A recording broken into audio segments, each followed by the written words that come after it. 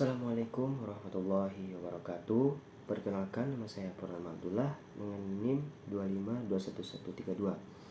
Kali ini saya akan menjelaskan beberapa materi yang terkait dengan teknik elektro. Di sini saya akan menjelaskan materi yang terkait mengenai teknik elektro ini.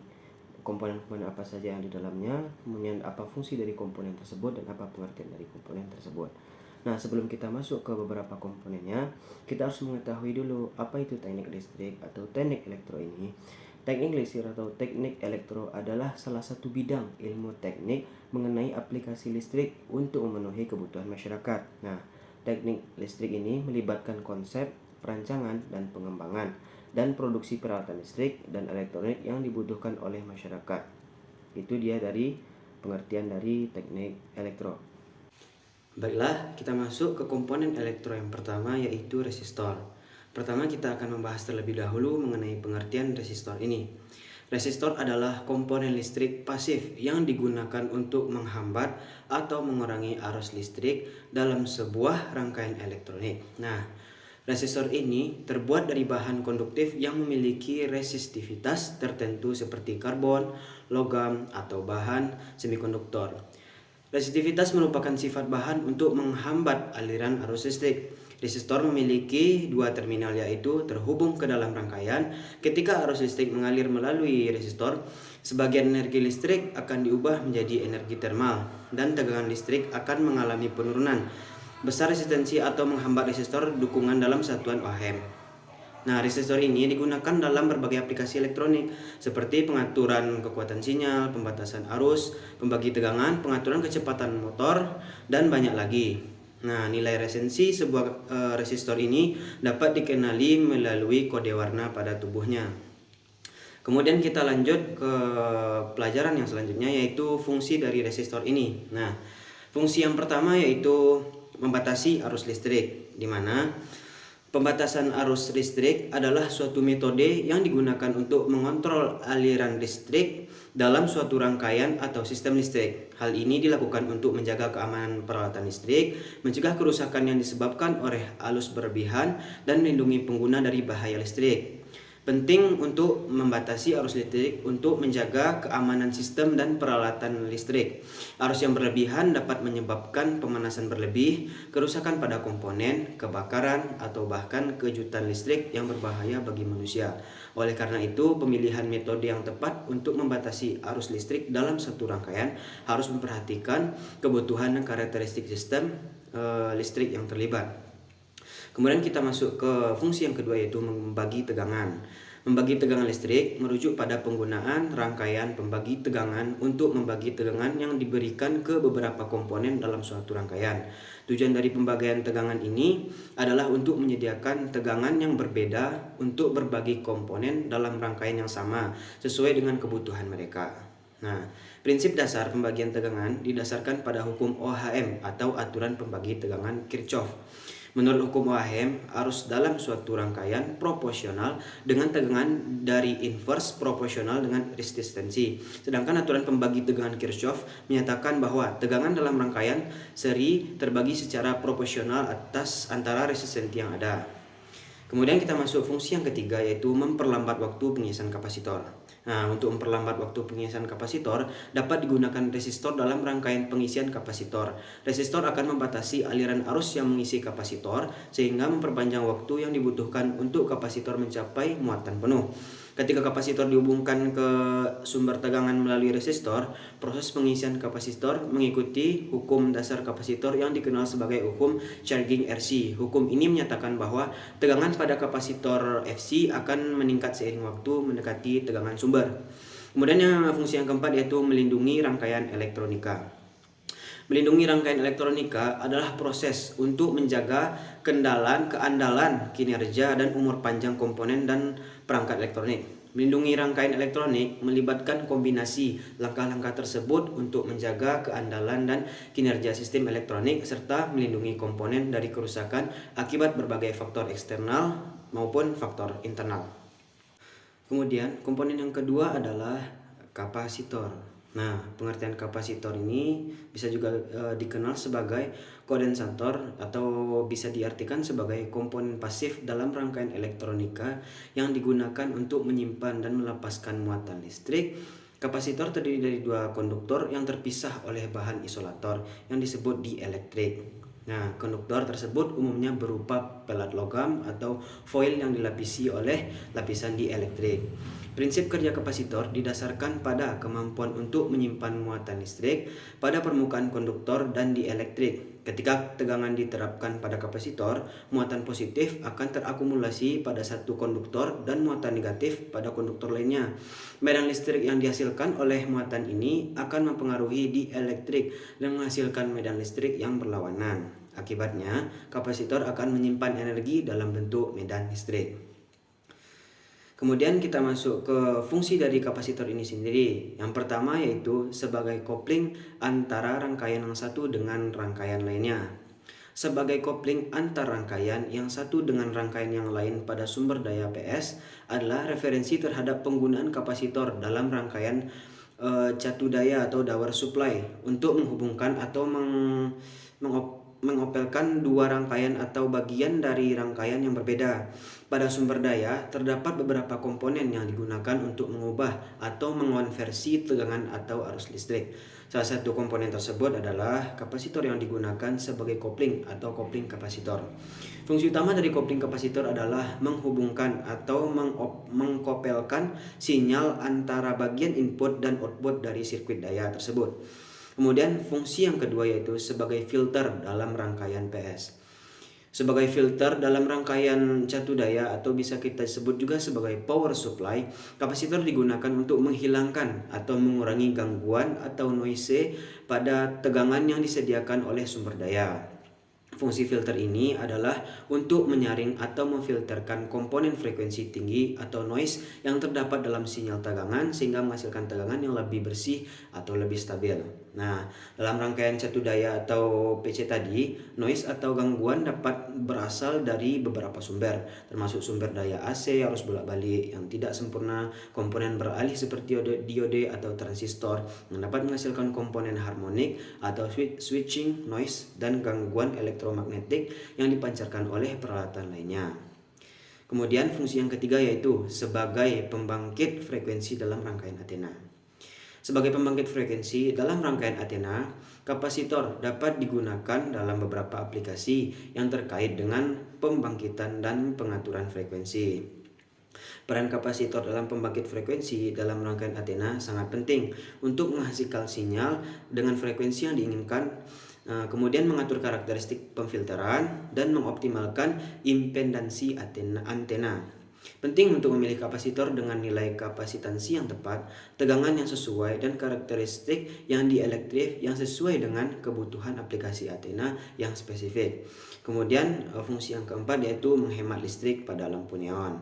Nah, kemudian yang kelima yaitu menghilangkan bouncing bila dipasang pada skalar.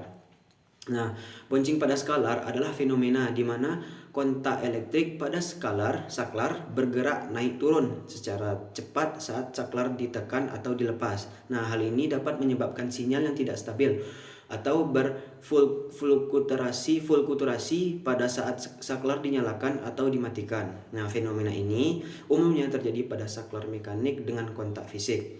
Bouncing pada skalar dapat dikurangi atau dihilangkan yang akan menghasilkan sinyal yang lebih stabil dan menghindari masalah yang terkait dengan fluktuasi sinyal bouncing seperti penyalaan atau pemadaman yang tidak diinginkan pada perangkat yang dikendalikan oleh saklar tersebut.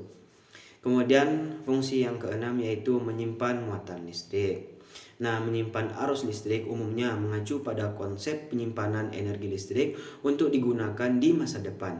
Ada beberapa metode yang digunakan untuk menyimpan arus listrik. Nah, dan berikut ini adalah beberapa penjelasan tentang metode-metode tersebut. Yang pertama yaitu adalah baterai. Nah, baterai adalah salah satu cara paling umum untuk menyimpan arus listrik Nah, baterai ini terdiri dari sel-sel kimia yang mengubah energi kimia menjadi energi listrik. Selama pengisian, energi listrik dari sumber eksternal digunakan untuk mengubah reaksi kimia di dalam baterai, sehingga menyimpan energi. Ketika baterai digunakan, reaksi kimia berbalik terjadi, menghasilkan energi listrik. Nah, kemudian yang selanjutnya yaitu sistem penyimpanan baterai yang besar. Nah, ini adalah solusi penyimpanan arus listrik yang digunakan pada skala yang lebih besar, seperti dalam jaringan tenaga listrik. Sistem penyimpanan baterai besar menggunakan baterai dalam jumlah besar yang terhubung secara paralel atau seri untuk menyimpan energi listrik dari sumber yang terbarukan atau selama periode permintaan rendah. Energi ini kemudian dilepaskan kembali ke jaringan saat permintaannya tinggi. Kita masuk ke komponen yang ketiga, yaitu induktor. Nah, yang pertama pengertian induktor.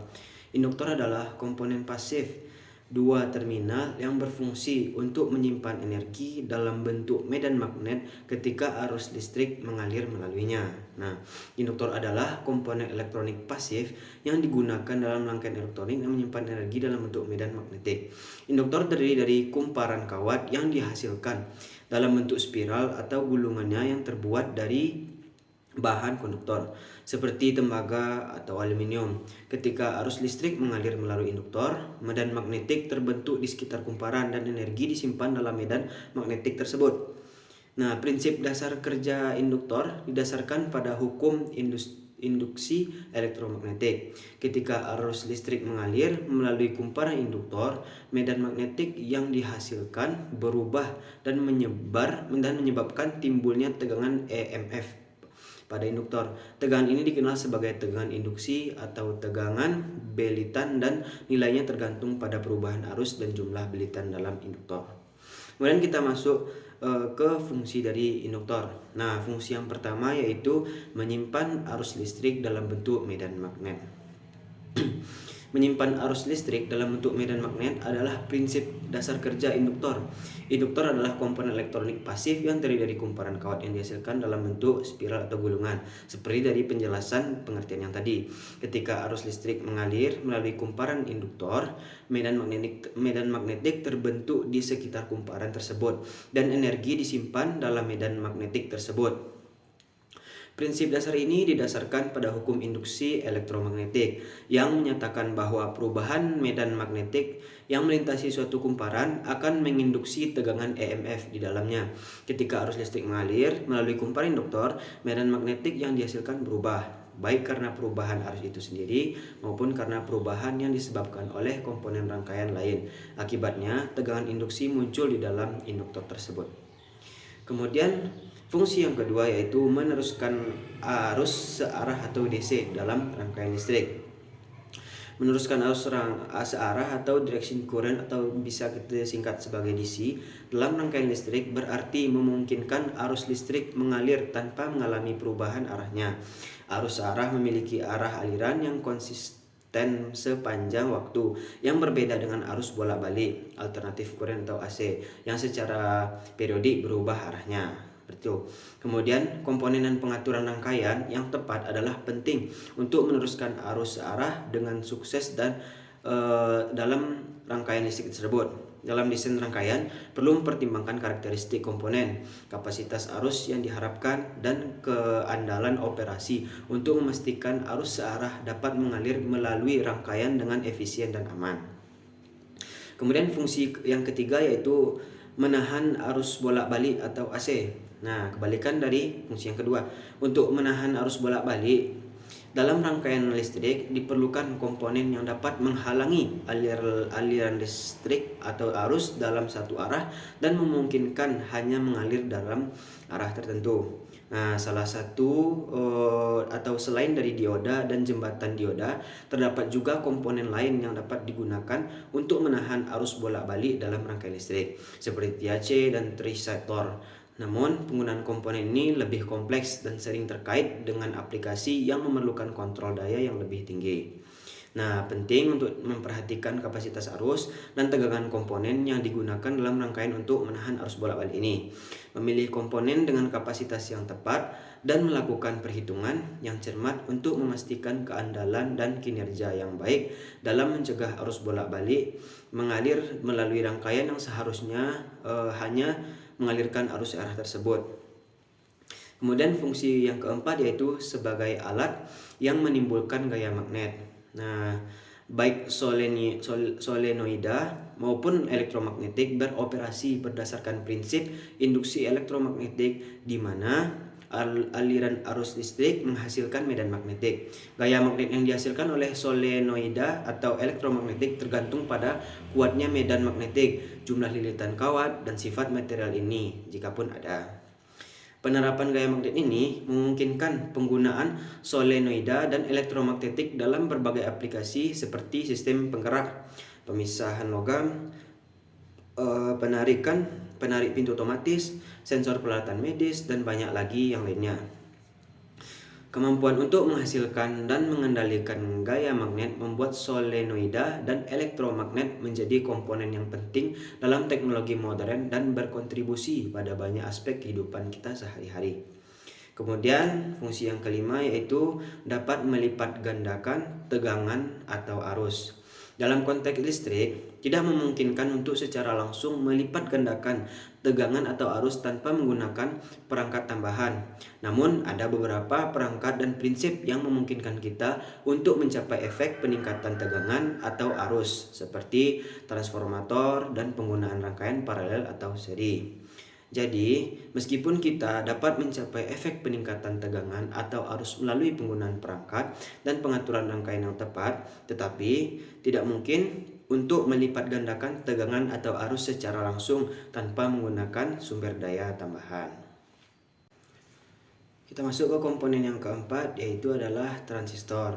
Nah, yang pertama kita harus mengetahui dulu apa pengertian transistor tersebut. Nah, transistor adalah komponen semikonduktor yang memiliki banyak fungsi seperti penguat, pemutus, penyambung, stabilitas tegangan, dan modulisasi sinyal. Nah, komponen ini banyak digunakan dalam rangkaian-rangkaian elektronika. Transistor memiliki berbagai aplikasi dalam elektronik termasuk dalam perangkat semikonduktor seperti komputer, ponsel, televisi, radio, peralatan audio, dan banyak lagi. Mereka memungkinkan pengendalian dari penguatan sinyal listrik dengan efisiensi yang tinggi. Kemudian kita masuk ke fungsi transistor. Fungsi transistor yang pertama yaitu sebagai saklar elektronik. Sebagai saklar elektronik, transistor digunakan untuk mengendalikan aliran arus listrik dalam suatu rangkaian dengan memberikan sinyal yang tepat ke terminal kontrol transistor. Kita dapat mengubah transistor dari kondisi non-konduktif menjadi kondisi atau menjadi konduktif ataupun bisa terjadi sebaliknya. Dalam mode saklar, transistor sering digunakan dalam aplikasi di mana kita perlu mengendalikan daya atau sinyal listrik. Misalnya, transistor dapat digunakan dalam sirkuit logika digital, di mana sinyal input digunakan untuk mengatur kondisi transistor, yang pada gilirannya mengontrol aliran sinyal output.